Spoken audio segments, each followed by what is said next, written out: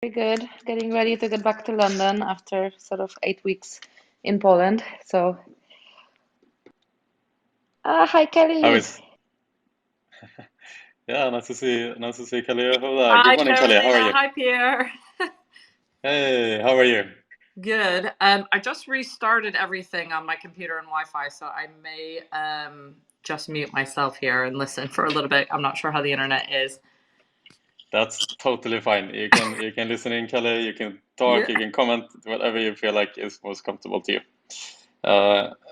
And good morning, Rory, as well. Good morning, Rory. Can you hear us? Okay, we'll try a little bit later here. But yes, Karolina, you've been to Poland for 8 weeks, doing a lot of business development, I suppose, building the teams, having the guys over. What's the latest and greatest within SharedPlay at the moment? Yeah, no, there's too much to take up your Clubhouse session. So, but it's going great. I'm really amazed at the team that we managed to secure. So some news are coming soon. We'll be releasing our new hires, I think within the week. So exciting stuff. Great. It's almost like, since we started this Clubhouse chat, so I don't know which week we are on now, to be honest with you. Maybe, I know, Nico, you are numbering your reports of your weekly news. I think we are at something like week 35 or something. Like, we've been very consistent with this, actually. And Karolina, I was going to say, at the start of these Clubhouse sessions, this was when you started SharePlay kind of thing. I mean, it was very close to the announcement when we started this room. So we've kind of seen the company grow together here week on week almost. It's a little journey we can have. I think maybe one day I can, we can take 5 minutes to make a SharedPlay townhouse in this session, because it is really aligned with our sort of growth and expansion. Exactly. And Catie, good morning to you as well. How are you doing this morning? Over in Spain, I suppose. Hey, Pierre. Yes, good morning. I'm over in Spain. All good here. I'm happy to see Kelly on the panel today. So I want to hear more from her. Hope you guys are good. Hi, Brilliant. Catie. Hey. Brilliant. Brilliant. We're doing great today as well. Catie here, ready for another exciting week in the Clubhouse chat. And also, my good friend, old friend Igor is on the stage today as well. For the first time in Clubhouse, he downloaded Clubhouse just half an hour ago. So you have a little party hat down in your corner. It's not that often we see those anymore. But I have to say, Igor, such an early adopter of everything, to be on Clubhouse like 6 months late. I'm quite surprised. Wait, to be fair, they did not let us Android speakers join Android users join for a while. So that's my excuse. He's still refusing to see the light in the wonderful world of Apple, in other words. But yeah, here we are anyway. Clubhouse is open to everyone now these days. How are you doing there, Igor? How is everything this morning? Great. I'm trying to figure out the app. It's looking like an interesting thing. So I'm very, very happy to join you guys and see what you get up to every Thursday. I felt excluded so far. Exactly. Well, now you're with the cool kids, Igor. So where you belong, in other words. And John, Endorphina, good to see you back as well. How is everything with you today? Hello, morning everybody. I'm just on the way to the office, so I suppose first 10 minutes I don't want to talk much, so you guys don't enjoy the traffic with me. Everything good so far. I'm happy that this like cool boys and girls club is expanding, because now I feel like I belong there. So cheers. Absolutely, you're John. Definitely one of the cool cats amongst us here on the Clubhouse chat. That's for sure. Guys, before we kick things off today, I just want to kind of remind everyone, as per usual, that the session today is being recorded, so keep that in mind. However, if there is something that you do wish to keep private, and we should exclude something for the publication of this recording later, just let us know, and we will, of course, comply to that. Also, before we start, I want to mention that if you are in the audience and you want to come up with us here on stage, just feel free to put up your hand and we will let you up on stage here as well. And finally, as well, if you want to support the room today, just click on the plus symbol and feel free to invite other people on Clubhouse to join the chat today. The more the merrier, of course. So we want to have a diverse set of opinions and diverse set of panelists here today. So so feel free to help us by inviting some people.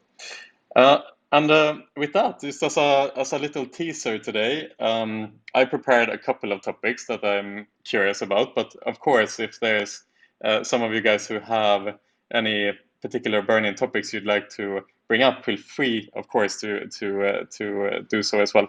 But I was thinking, we are just around the corner from September now, and that means that traditionally the conference season is starting again. And on this schedule, we have SBC's event in Barcelona and obviously IGB in Amsterdam. That are the two kind of main events in September.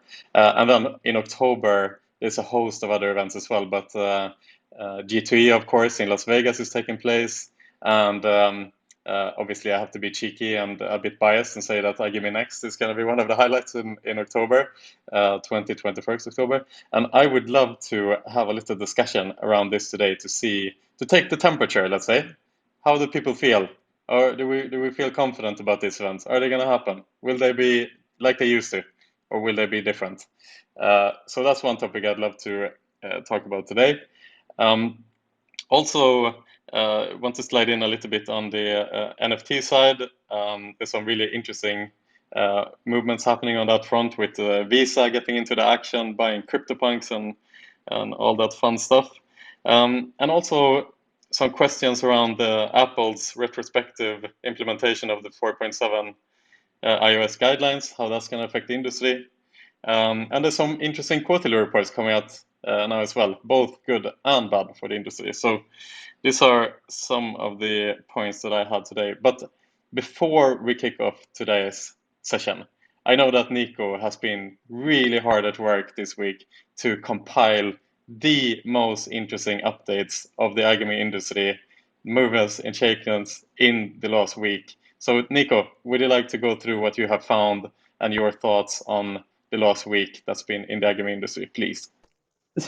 Thanks once again, Pierre, for this kind and not raising a bar introduction from your end. So highly appreciated. Indeed, we've seen some movements in the industry while the US has been quite quiet.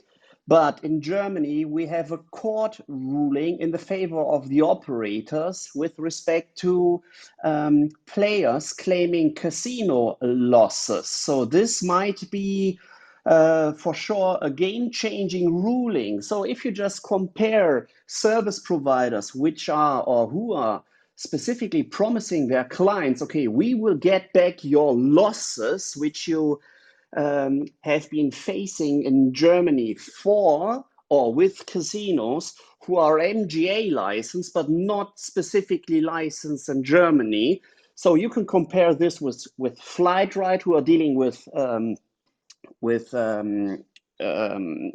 of course, companies who are offering flights like Lufthansa, Air Malta, or whatever. So this is the first time or the second time a court in Germany actually ruled in favor of the operators. And we will be joined by one of the lawyers representing this court decision, as he took the side of the operator. So we will get some insights later on by Dr. Joerg Hoffmann as well.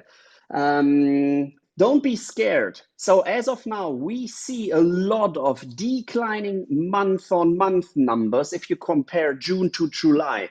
Italy, Portugal, several US states like Memphis, they are reporting drops or dips in July based on the month-to-month June to July numbers, while the year-on-year's numbers, they always reflect an increase. The question is why? Pretty simple. If you compare all the sports events in June where we've been facing the preparations of the NBA finals, where we've seen the Euro Cup being taking place, and in July it just have been the NBA final game. So of course, less sports events, people not being able to actually bet on sports events. That's the reason for declining month-on-month numbers. But this is nothing to be scared of. Heading over to the US, North Carolina has been very, very active with respect. The sports betting bill has passed the Senate and is now being given over to the first house reading. So if you're quite familiar with how sports betting licensing in the US actually works, first of all, it will be approved by the Senate. Then it's being handed over to the House. And as soon as the House actually confirms this bill, then it will be put into law. So North Carolina, very, very active within the last 7 days, as it has been approved by the Senate within the second reading, and it's always already discussed within the House. So in the short term, we will see sports betting licenses being given out in North Carolina as well. How does sports betting actually work in the US, and how or what's the reason why a lot of sports betting companies actually sign up sports partnership deals with NFL teams, NBA teams, probably NHL teams as well in the near future? Usually it works like sports betting, even online sports betting, is just allowed inside or around the premises of the teams you are supporting.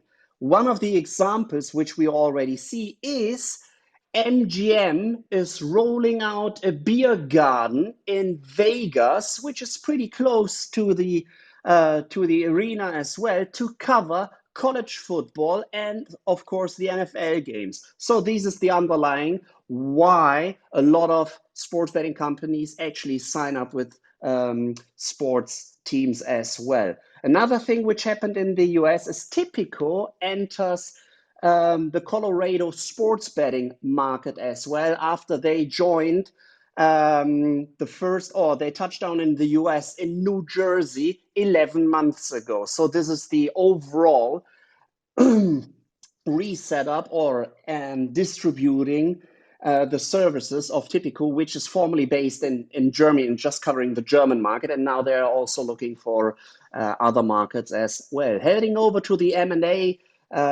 side. So Kambi, they acquired the esports company Abios in a deal which is worth 270 million Swedish crowns, which is roughly around 26.4 million euros. So they will be paying roughly around 150 million Swedish crowns, which is around 14 million euros upfront, and then there will be an additional payment of 120 million Swedish crowns, roughly 11 million euros, depending on the performance of the esports business of the acquired Abios.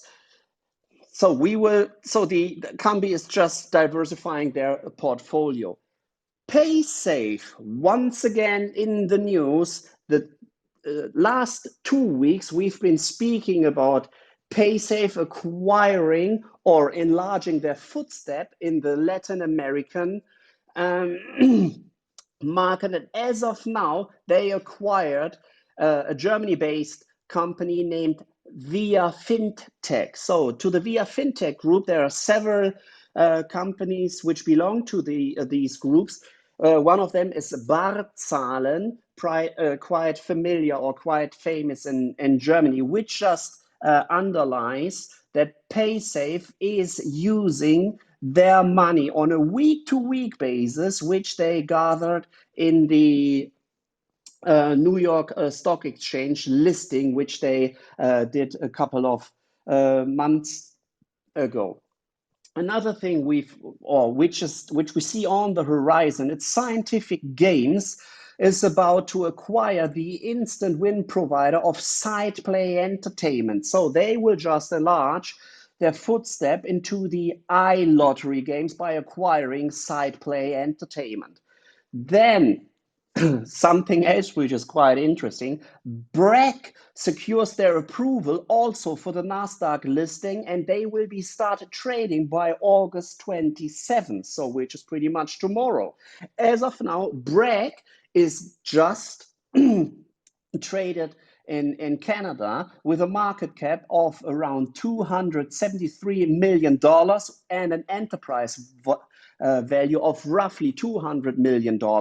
And by being listed in the Nasdaq as of tomorrow, they will for sure get even more money, which I'm pretty sure they will be spending on even further M&A activities. Just remember last week when we touched down on the Sportradar IPO, anticipated IPO, when Pierre shortly introduced us to the overall working of a SPAC, SPAC. As of now, the supergroup is targeting a $300 million EBITDA to finalize or to showcase their SPAC in also in the New York Stock Exchange, and they will be evaluating a value of 4.5 billion. So as Pierre already introduced us shortly while talking about Sportradar last week about how a SPAC just works, you just merge with a company in the favor of the supergroup. It will be the Sports Entertainment Acquisition Corp, SEAH, and they are setting up this SPAC as a vehicle to get even more money. So how will the supergroup use that money? Yeah, pretty simple. They are about to acquire the US licensing partner of Digital Gaming Corporation, and they are specifically aiming for licenses which the Digital Gaming Corporation, shortly DGC, already has in 10 states, including Pennsylvania, New Jersey, Colorado, Indiana, and Iowa. Heading over to the legal side and what has happened within the last couple of weeks, we've been talking about Greece and Ukraine. So the former chair of Ukraine's regulator has been arrested for bribery charges. So we see that Ukraine is taking regulation very, very serious, and they don't even stop when it comes up to arresting former people being involved in the regulator itself. Mr. Green is fined in Sweden over KYC and AML findings with a fine of $3.6 million, or in Swedish crowns, roughly 32 million crowns. Then another thing we've seen, the rank group is set for a £80 million windfall of a VAT ruling. So this VAT ruling is based on incorrectly applied VAT to gaming machine revenues between 2005 and 2013. So this is a court decision which has been ongoing for quite a while, and now the rank group has just accepted the fine, and the overall fine will be in the region of £80 million. And that's it from my end for the wrap up of last week. Bribes, court rulings, and fines. Another week in the iGaming industry, in other words. Thanks, Nico, for that. I know you spend a lot of time on acquiring this news, so I always super appreciate that, and a wonderful wrap up of what's happening in the industry. I feel like I'm absolutely in tune now. What is the latest and greatest?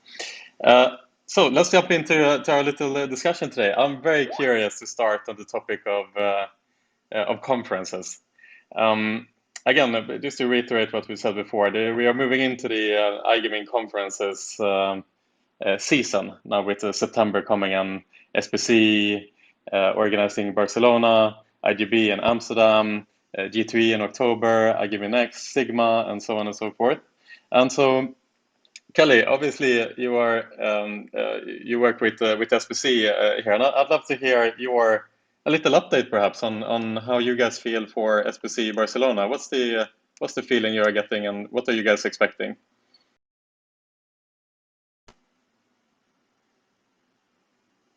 Kelly mentioned that her internet is a bit so today, so perhaps we can jump over to someone else instead for now. And let's rephrase the question a bit then. So, Rory, my dear colleague, if you look at the conference front now as we go into September and October, what's your general feeling here? What do you think we can expect? I think everyone is a little bit wondering how these conferences are going to be organized, which are worth going to, which are, in risk of being cancelled, or is there a risk for anyone being cancelled? Like, Rory, you used to work for Clarion, of course, and now you're with us at iGaming Next. Like, can you tell us a little bit on the on your feeling for what is to come and what's to expect with the conferences? Yeah, sure. Can you hear me now? I was having problems with my Yes, perfect. Before. Yeah, cool. No, thanks for that. Well, it's a difficult question, isn't it? I mean, I think the industry wants to network and get together. As organisers ourselves, you're constantly trying to guess or anticipate what the latest government rulings are and so forth. But I think the industry does want to get together, but I think we will see some fall by the wayside, some that have had success digitally, but they may not be able to convert that into sort of the physical environment. I suppose it's beneficial that they've collated that data and stuff, but we'll certainly see some fall by the wayside. And I think as I've always learned in the industry, you've got to listen to the industry, constantly talking to them, finding out what their latest needs and wants are, and reacting accordingly. We all think that we should be putting on the biggest and best shows, but if the industry does not want it, then it doesn't really matter how good it is. So I think we've got to be sensible in listening to the travel requirements of the industry. Certainly now with the complicated issues with COVID restrictions and countries allowing certain countries in and other countries not. So I think you've got to take some more in-depth analysis on your audience and see on previous events who attended from where, because that has a massive impact. Obviously, say for example, if 50%, 60% of your audience came from the UK and you're running an event in a month's time or 2 months' time in Europe, I'd be hesitant to not necessarily run it, but just to have a real think about it, because if you lose 50% of your audience, that's quite a big impact on the event itself. And people want to be able to be seeing their friends and seeing their colleagues, but also new people. So I think for the organisers, there's a lot of work that needs to go in the background to try and get those people in the room. But equally, people will end up voting with their feet at the end of the day. So I think there will be a time when those digital events will come to physical, but that will mean we already had loads of events before the pandemic. Now those digital ones will likely convert to physical ones, and that means we're going to see twice as many as before. And we've already been talking about that the iGaming industry was busy. So I think generally the industry will just choose their feet. I think the usual, the big one that we know, ICE, that'll be around, and I don't see any problem happening with that. But it's more the new established ones in regions like Asia and Africa and places like that might be more of an issue. But I think we might see a bit more local events happening rather than global events, should we say? Right, good points. And to add to that point, there was an event here the other week in Colombia that was organized outdoors, actually, on Expo. You know, you do what you gotta do as an organizer, and if that is the option, that is the option. I think that's so true. We're going to get into a realm where we're going to have to be quite innovative and think outside the box. I mean, we're constantly talking, aren't we, internally about how we can make the event work and make it useful for the attendees. You know, at the end of the day, we don't want to make it a hassle for the attendees. So we've got to really walk ourselves through the customer journey, and be realistic. If it doesn't make sense, then it doesn't make sense. But yeah, I think we'll also see a lot of companies choose the cost of exhibiting, the cost of going to these shows. I think a lot of companies have probably seen their ROI not decrease massively over the last year or 18 months. So I think, in all honesty, they may be reevaluating that spend. So which means that we'll have to be more innovative and more educational and more. I'm just on the phone, so I've got kids, and more clever about how we market our events and give that information to the audience. So I think there's a couple of things to take into account. Certainly the travel, the spend, and the ROI that's going to come into it at the end of the day. And could we end up seeing some? I don't know. Could we end up seeing some joint collaborative events taking place maybe in the near future? Who knows? All right, interesting here, Rory. Thanks for that. Igor, I wanted to jump over to you, my friend. You're back now in the iGaming industry as a CEO of an exciting venture. And when you guys look at your calendar here moving forward and sales plan and so on and so forth as a B2B, what do you guys make of the in-person opportunities now? Or have you guys adjusted to basically creating sales in a digital environment? What do you think? How will the conference environment move on as we go into the future? Yeah, we have actually considered. I think every company currently considers how they want to plot their landscape of networking, sales, account management. We have to take a look at what events used to achieve for us. So I think a lot of people, especially younger companies or smaller companies, kind of tend to really focus on sales during network events. But it's so much about relationship management. It's so much about people actually getting to meet, connecting face to a name, building that rapport that kind of helps you in future communication. And that's sort of the underpinning necessity of the network events, that in-person connection. And at the moment, when you look at the landscape, it's a high-risk proposition,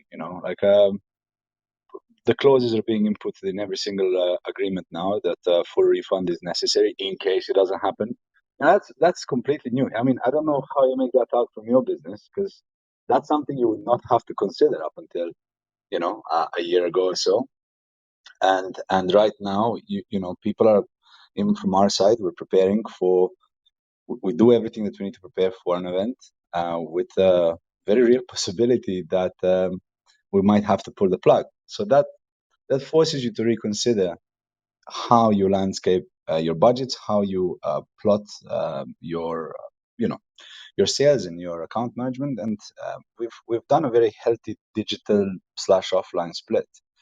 And a lot of our focus, I think, kind of strategically, we decided to focus in marketing and brand value kind of marketing when it comes to these events. So it allows you, let's say, a fallback in case that the event does not have the number of people you would expect it to have, in case that it doesn't work out the way you would need it to work out. There's always that value in ensuring that there is educational content and that we are contributing to the educational content and seminars and that part of the conferences, and that there is marketing investment happening to at least sustain the brand value during these events. I think they're necessary to be held. I think a lot of industries, especially ours, being e-commerce rooted, needs that human connection, and these events are a necessity of our industry. It's still a high risk proposition. It's still a high risk proposition. Organizing yourself, believing that everything is going to work out. So we do need to diversify, and we have done so. But we are very committed in participating in as many events as we can that do go on. Igor, do you think does that mean you become more strategic in terms of how you approach each event rather than, sending a larger team? Do you sort of look at the landscape and send absolutely like going forward? I think that might be the case. Is that right? Yeah, absolutely. I've funny that I've literally yesterday had a 3-hour meeting with my marketing team about plotting 2022, all of it. We looked so far into the future, and even in terms of budgets, they're being separated now on so many verticals in terms of how to build the landscape that is risk adverse. So yes, whereas before you would have a show, you would know when to send your sales team, you would know when to send your account management team. Everybody kind of already has a job and who they're going to meet and what they're going to do. Now there's a lot of thinking and planning happening around how to execute a correct strategy around these events and how to plot. The best way I can describe it is ROI. How does ROI currently look like? And how would you choose those events? Just out of interest. I work obviously on the other side, and be interested from a time perspective. How is it literally just a calendar of events that you go through the top, the usual 5 that are guaranteed in the marketplace, and what's your choice about any real new ones that come on the block that haven't essentially been around before? What do you do? So I genuinely believe that this is something that each company will kind of take a different approach because now there are many paths to the end goal, and I think it depends on the size of the business and the spectrum of the business. What commercial goals a business wants to achieve that will dictate how they strategize. But in our case, we kind of took a common sense approach. We know commercially which regions we want to penetrate. So that's a old school sort of way of looking at it and seeing what brings value. That would answer your smaller events that are kind of localized. And then when you choose those events and when we look at those events, something very interesting happened. It became very important to see what kind of educational aspect, informative aspect these events bring to the table. So then, whereas networking was, bread and butter, and I think it probably carry 80% of decision making of which event you go to. Basically, if you can offer the liquidity of the traffic, if you can offer the traffic, the foot traffic, then most companies would just go, we have to be there. And considering that now foot traffic is just not a guaranteed thing anymore, right? It's just not something you can guarantee. Even if you can hold the event, a lot of companies have to take a look at what is the value of the exposure. They take a look at the pricing structure. Because if you have an event that is holding the prices from 2019, when you had 10, 15,000, or in case of ICE, 50,000 guaranteed people, and you're considering paying the same pricing per square meter, which some of these companies are trying to do actually, you have to reevaluate whether that cost-benefit ratio holds its value. And secondly, if it doesn't, and it doesn't, then what are the alternatives? So one of the interesting verticals that has come up is the education, the informative aspect. We started looking at conferences. We started looking at topics of those conferences much more in depth. We started assessing who would be the demographic that would be interested in that. We started looking at the speakers and the quality of them. Whether there is regurgitated content that you can hear or have heard time and time again. On a personal level, I actually welcome the need to look into the events with more depth, because I genuinely believe it's going to have a long-term impact on the quality of events themselves. So for me, this is a welcoming experience. But how we choose them, in the shortest terms, that would be the way we look at events now. Awesome. Thank you, Igor, for that. We're going to take a small break in the topic of events here, because I know, Nico, you have managed to bring our friend Joerg here on stage. So, Nico, do you want to take over here for slightly? Yes. So first of all, Joerg, thanks for joining us once again. Within the kind of weekly wrap up, I already gave us some short introduction into what has happened in Munich, that the court ruled in the favor of the operator with respect to not that the operator does not need or is not forced to repay casino losses, which is a game-changing rule. Joerg, I kindly ask you to just introduce us to this quite complex thing and why this specific court rule might be a game changer. And first of all, thanks for joining the stage. Yeah, well, it's my pleasure, Nico. Thanks for the introduction. And I'm happy to provide some details, some background details on this decision. It's a very recent decision, because it was last Friday when the District Court of Munich ruled out in favor of a casino operator that the player is not entitled to claim back his losses. And we were talking about 55,200 euros, which this particular player lost between January 2017 and March 2018. It's a very interesting court decision, because there's a variety of different rulings here in Germany and different court decisions. This one is special because the reasoning is very interesting. As I said, the player suffered more than 50,000 euros. And usually, and you can read it with every statement of claim, the player says, well, I've just found out that participating in the game of chance is illegal, and offering games of chance without a license also illegal. I didn't know this before. This information to me was available after participating in the game.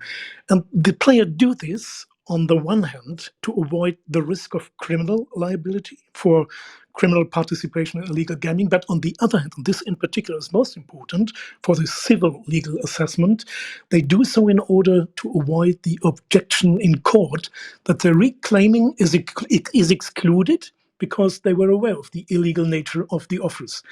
In this case, there's a certain provision in the German Civil Code, the Bürgerliches Gesetzbuch, which is the German term, it's section 817, sentence 2. If that applies, it excludes reclaiming of that money. And the courts have certain discretion to apply this provision, so it can be a tipping point in the scales.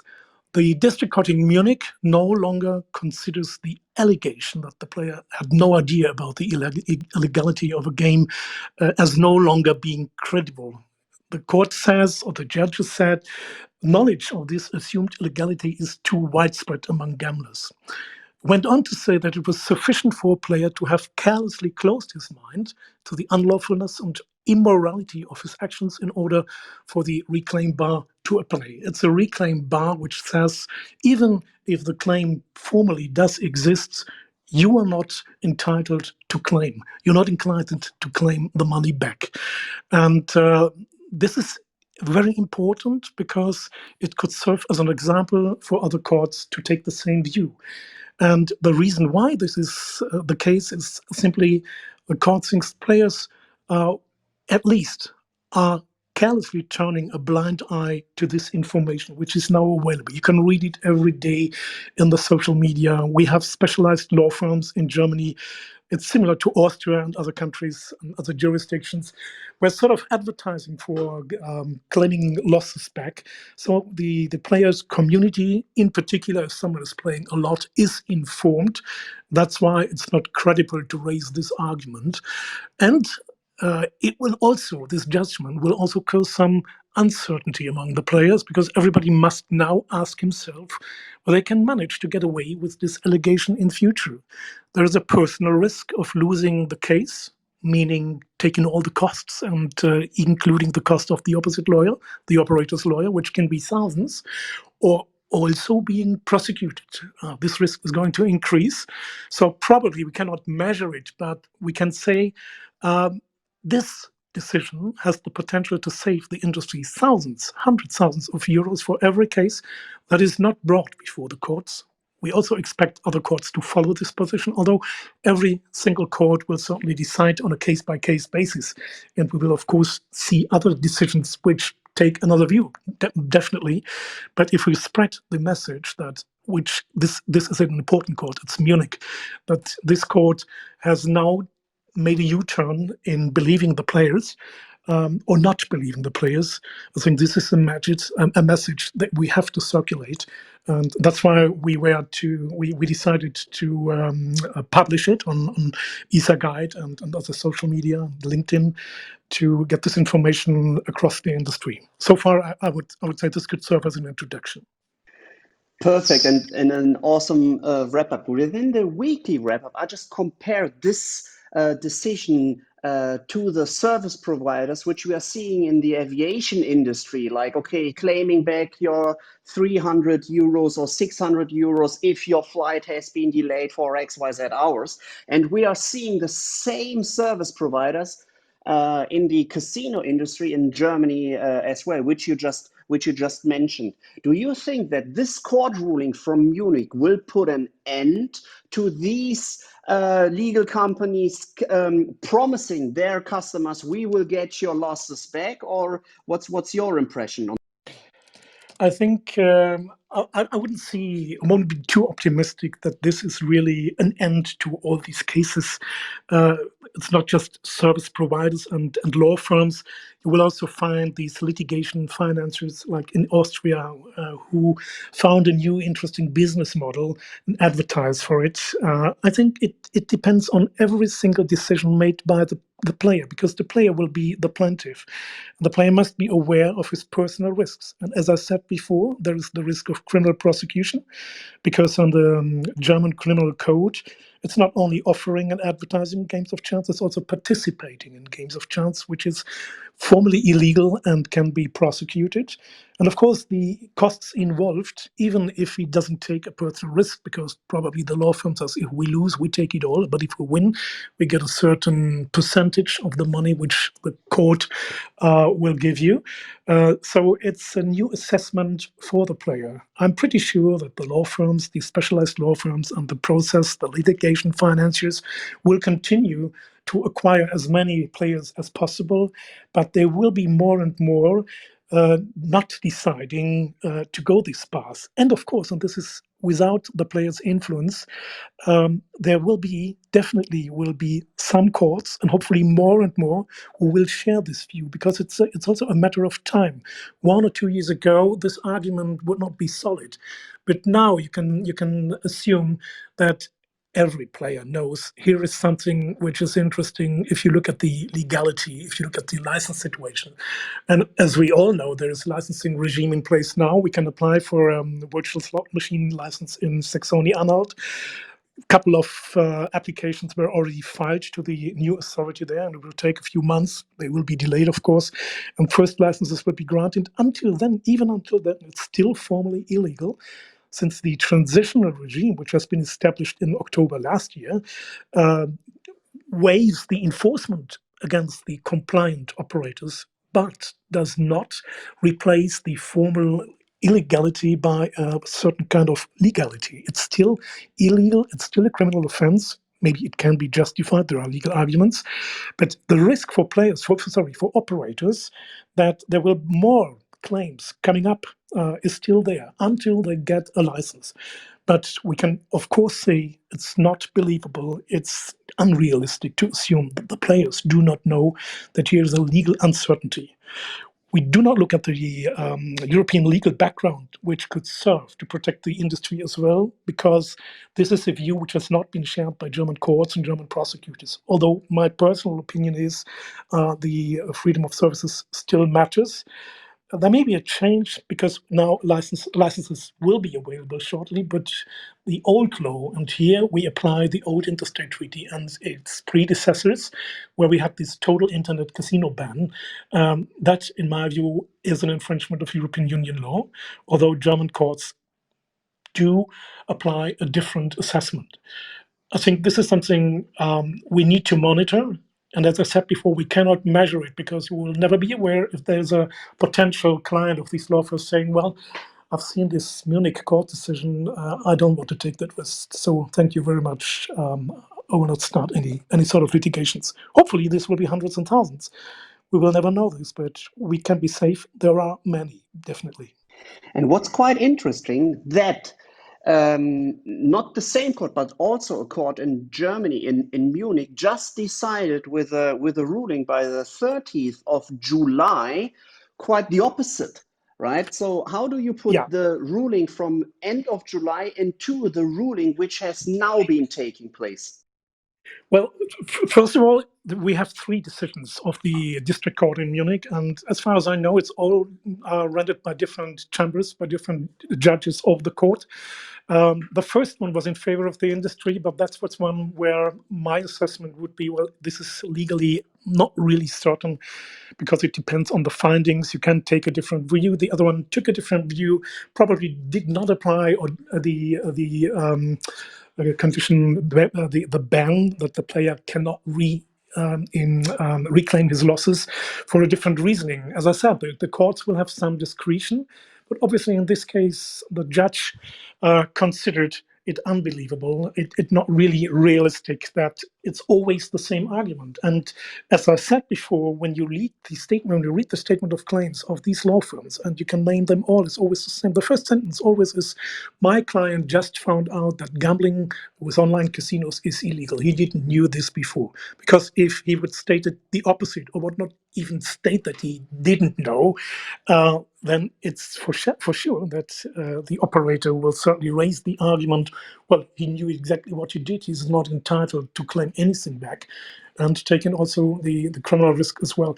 So I think if you compare different judgments, there are not too many in Germany, but if you compare them, you will see a scope of different arguments, different reasonings. Some do not really go into the details, and then there are some first instance courts which take not much time to create a proper reasoning. It's only 1 or 2 pages. And the most cases don't end up in litigation, since the industry is trying to avoid litigation due to all these risks and trying to settle these claims. It's a little bit like in Austria. The difference to Austria, which is a disastrous situation, is that we do not have the highest court decision in Germany, which says yes or no. And my personal take is we shouldn't wait until there's this decision available. We should avoid it, because you never know how judges finally decide. I cannot give you further details on the other German Munich court decisions, because I'm heading the gambling and betting group here with Melchers.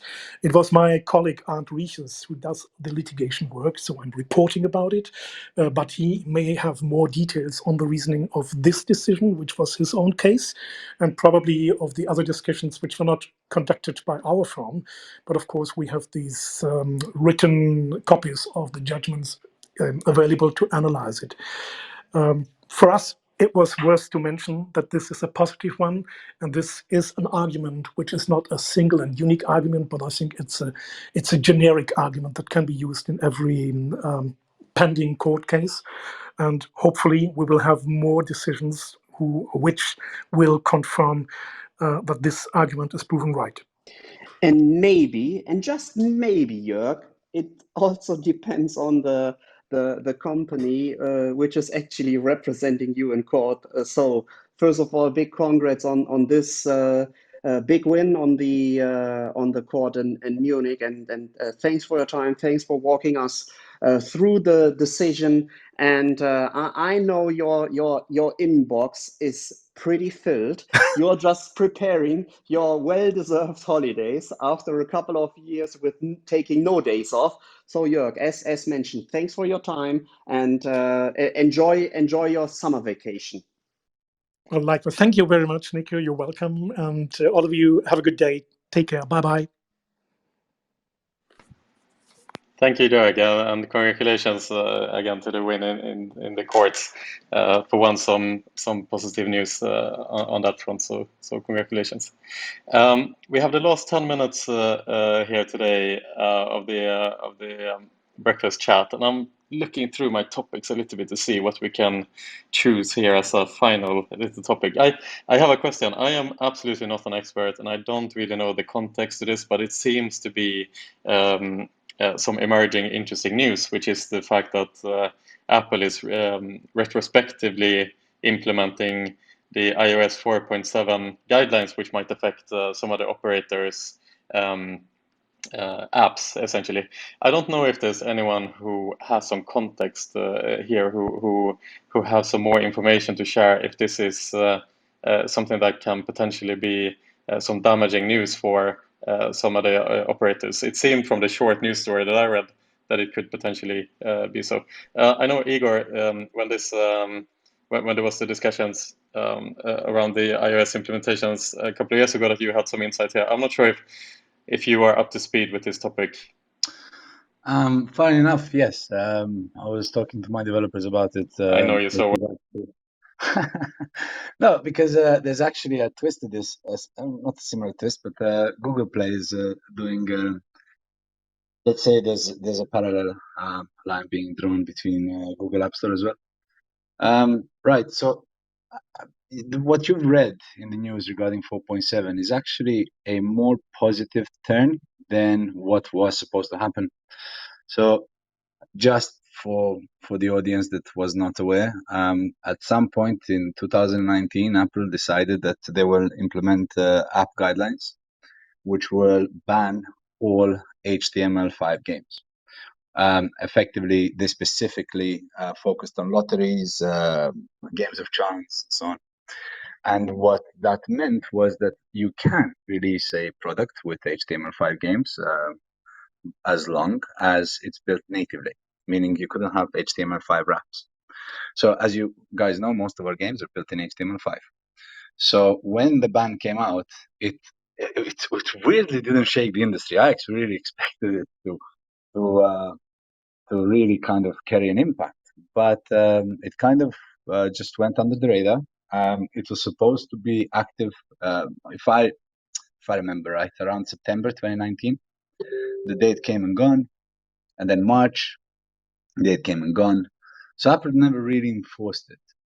So now it seems that they have reversed the ban, which is pretty great, actually. If you look at the original 4.7 guideline, it just simply said it will not have any games of chance built in HTML5. And now what it says in so many words is you can actually, the apps may contain and run the code that's not embedded in the binary, provided that it follows certain guidelines and certain rules. So there are guidelines which, the software has to be free or purchased in amount purchases. There are certain development guidelines the developers have to follow. But ultimately, the big news about this is that whereas the terminology of 4.7 up until now said we are banning any software that is HTML5 software that is based in games of chance, now they're simply putting guidelines of how that must look like. And it gives a window. It gives a window to the industry. So it's actually not as drastic as it was initially, what Apple planned to do initially, but that also means that a lot of apps are going to have to be restructured. So basically, there's a whole bunch of CTOs right now ripping their hair out. But from the commercial standpoint, it's not the end of the world. So if any operators had a very large dependency on the revenue from app perspective, they can still achieve that, whereas that wasn't the case before. So, on the balance, it's actually positive news. Awesome. Great update there, guys. Thanks for sharing that. John, obviously at Endorphina here, developing games in general. I don't know if this is something that affects Endorphina in some ways, or in the game development process. Not sure if you are aware of the updates to Apple's guidelines, or any comments on this front, or shall we move on to the next? To be honest, I heard of it first from you, and I'm sure that if there will be like some serious development, we would get bombarded by our customers with questions and like if we have a solution. I know that previously there have been some workarounds implemented by some, let's say, sketchy operators, and they ask us to do some development, and basically we declined since it makes no sense for us to make serious changes to the software just to like go around the guidelines for one or two operators that decided to take a risk. So for us, basically, as a supplier, we will definitely wait when this moves mainstream, when the guidelines are clear, and when it will become common for operators to create an app that has basically the same portfolio that they have on their website. All right, fair enough. Igor? Yeah, I need to push back on what I've said before, because out of curiosity, I just opened 4.71 just to be sure what I've said, because I was speaking about with my developers about this a couple of days ago, actually, for our games. Actually, one of the guidelines for the HTML, even though HTML5 is included now, whereas it's not completely banned, they've added 4.71, which effectively means that those HTML5 games cannot provide access to real money gaming. So yeah, the games will have to be completely redeveloped in native code. It is not as good as it made it look like just a couple of minutes ago. And I'll have to revisit this with my dev as well. All right, fair enough. So I'm trying to find a news story here. Essentially, what I'm reading is experienced gambling app developer tells EDR about race against time to comply with Apple's landmark crackdown. That is kind of the title here. So it's obviously a bit hyperbolic, but they really make it out to be a race against time here in order to adhere to the 4.7 guidelines. But yeah, would be interesting to hear a follow up on this front. If I can add something yeah, really quickly, Pierre, I'm not sure if this is still up to date, but I was involved in building the app for one of the US operators, and obviously in US, especially in New Jersey, the dependency on app revenues is much higher because of the sort of poor experience with compliance solutions, and there was more to it than just the games that need to be in HTML5. So for those of you that don't have like specialist app teams that are following the guidelines really closely, perhaps do consult someone, because there was also restriction on the design of the actual app, where little thing like thumbnails couldn't look any similar to how the thumbnails in the App Store look. There was restriction on the search functionality. There were restrictions on a couple of other things to make sure that the real money gaming apps are in no way similar to the App Store and not confusing to the players. So it's something interesting to just investigate if you're having a small team and you're building your app, because it will trickle down to the European sort of operations as well. It's the same guidelines for all. Yeah, if I'll chime in with just a couple of lines. While Karolina was speaking, I went back through the 4.7, and now what they've done is 4.71 and 4.72. So the Apple took the original position. So this has been coming since 2019. We've done a couple of interviews and things on this. It did take its original position. Gambling is allowed on App Store, but it has to be restructured in binary. So one of the very clear lines that it says is software offered under this rule. And the rule being that you can have HTML5 code inside your native app build. So, they've rephrased the initial rule to say now you can have HTML5 inside the app build, but as long as it does not provide access to real money gambling, lotteries, or charitable donations, it adheres to the terms of the app review, does not offer digital goods or services, and then there's a couple of other WebKit developer terms. So I think Karolina is right. It's really a push for a completely structured build, where I think what Apple is trying to achieve is remove what the gaming industry has been doing for a while now, which is take the website that they operate under, and it's called wrapping. They just wrap it into an app. So effectively, you could browse the site or browse the site inside an app, and it would look the same. And I think Apple is cracking down on that particular element. Brilliant. Thanks a lot for that, Igor.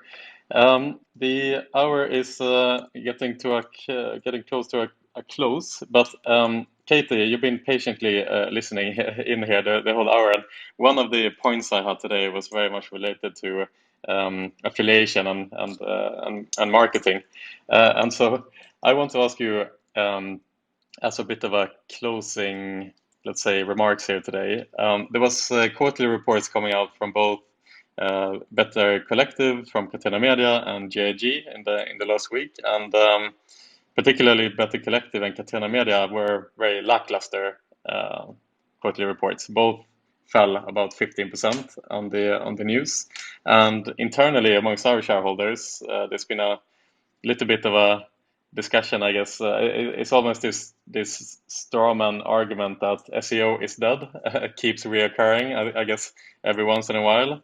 And again, this discussion happened now the other day, where the argument from some of our shareholders was that traditional SEO affiliation has had its prime already.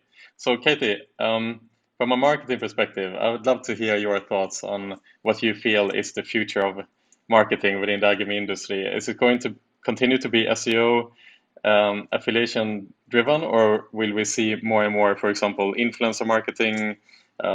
Twitch streaming and streaming in general is growing. What's your thoughts here? Do you think that, or do you think that this is just a temporary dip for Better Collective and Catena? Big questions. Well, I think, like you say, I think it's dead. It's not going to go back. This had its prime. And the whole industry in general is shifting towards streamers and influencers. And what I talk a lot about is communities, which I think is the biggest thing, especially in the US. I think brand communities is mostly what is going to pull in a lot of acquisition, whether it's you have a community on Facebook or Reddit, or it can be a lot of different social platforms. But yeah, SEO is dead. It's a very interesting point of view. But I mean, I talked about it a while back as well, with all the cookies regulations that are coming.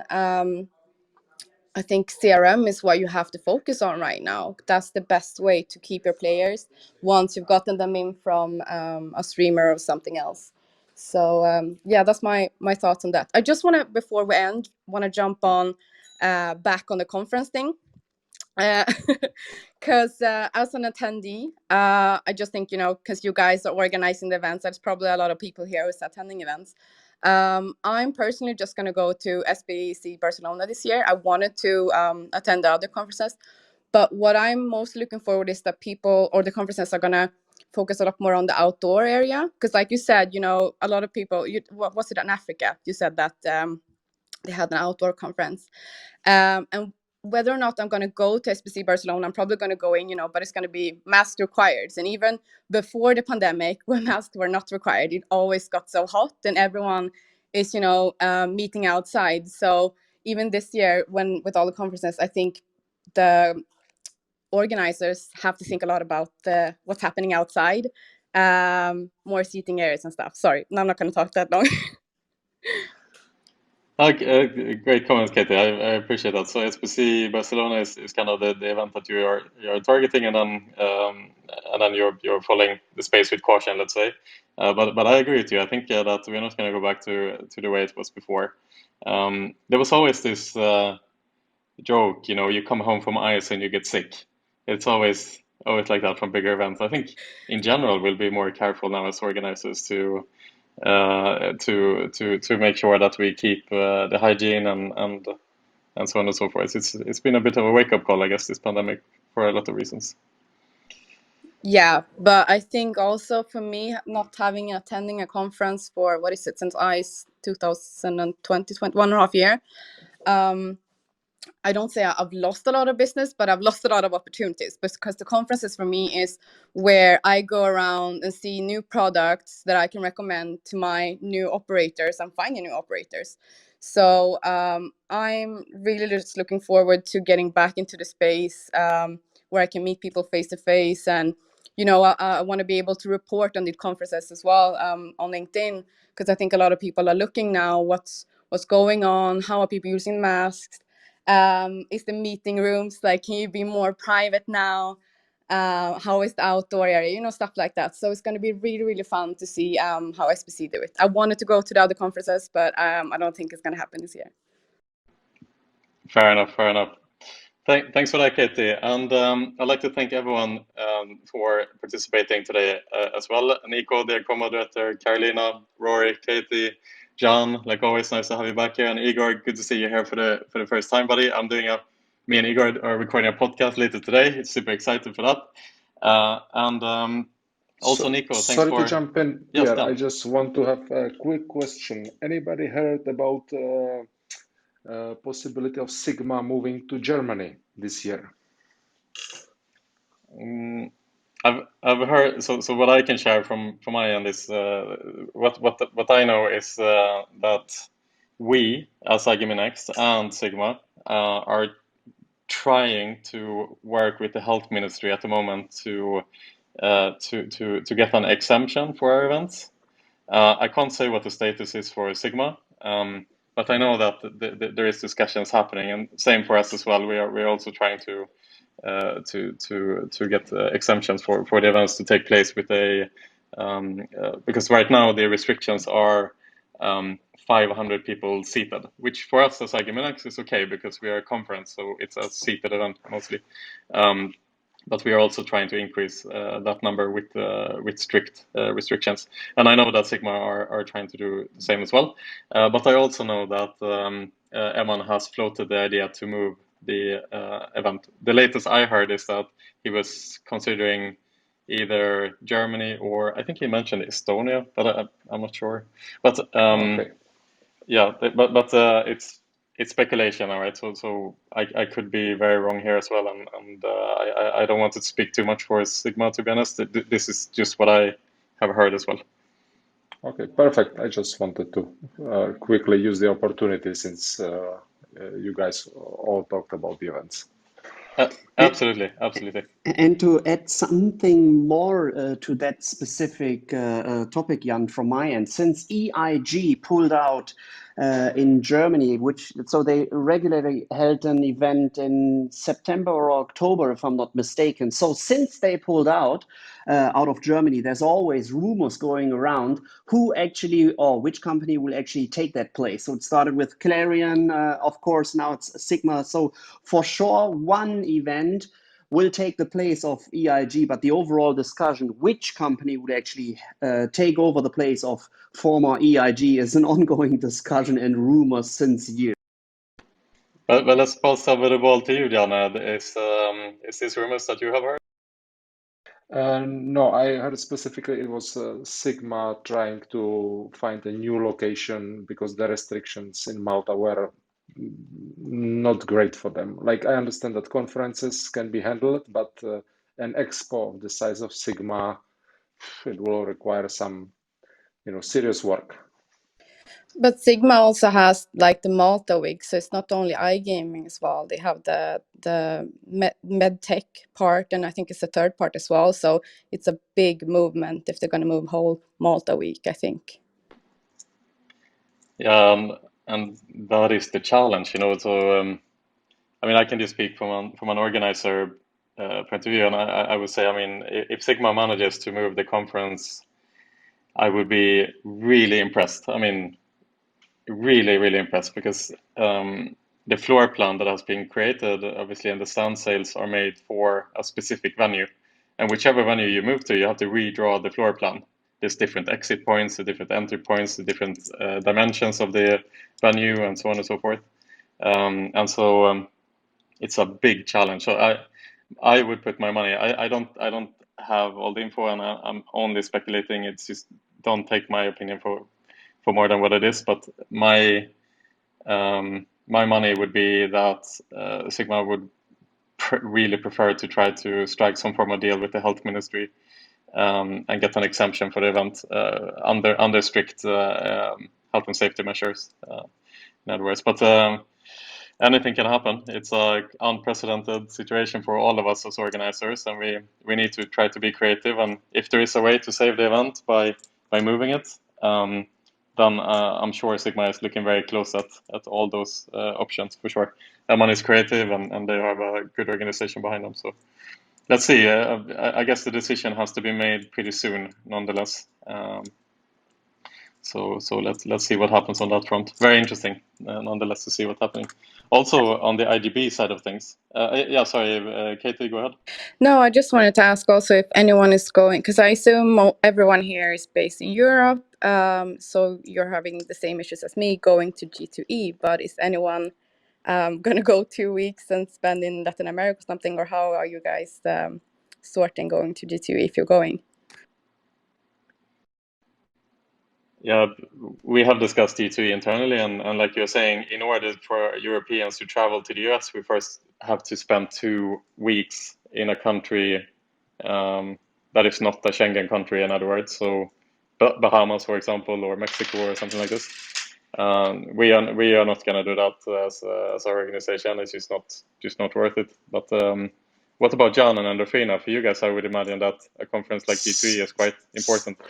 No, not really. Same here. For us, we, like I mentioned a few times, we for now are waiting what's going to happen in the US market. It requires too much resources, and really G2 is a full American event, and we pouring all resources into like European events at this moment. So we're really sending guys to everything that we can during September and October, and we'll see which event is gonna come on top, because like SBC Barcelona has a big potential to get some, I would say, some like take as one of the events that will repeat every year, because I think it's a reset after the 2 years.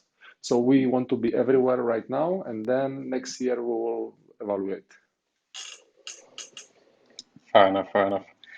I got the feeling that IGB was going to be the event, the standout event here, but they are facing some issues as well now with UK travelers having to quarantine. That's a big hit, obviously, for the conference, and also new event restrictions that has to be passed. So yeah, it will be very interesting to see how the conference is going to go down. I really hope that people make an effort and make them successful, because they are important for the ecosystem. All right, guys. If there's no further comments, I'd like to again just thank everyone for today. Let's follow up on this. Let's see what we hear. You know, if there's any more feedback on how the conference landscape is developing, movements, and so on and so forth. Let's bring that up to light in next week's section. But until then, again, thank you, Nico, for the wrap up today. Rory, my dear colleague, Catie, always nice to have you here. John, thank you as well, and Igor, I see you later on as well. And I wish you all a great Thursday afternoon. Thank you, everyone. Ciao. Thank you. Bye. Bye. Bye.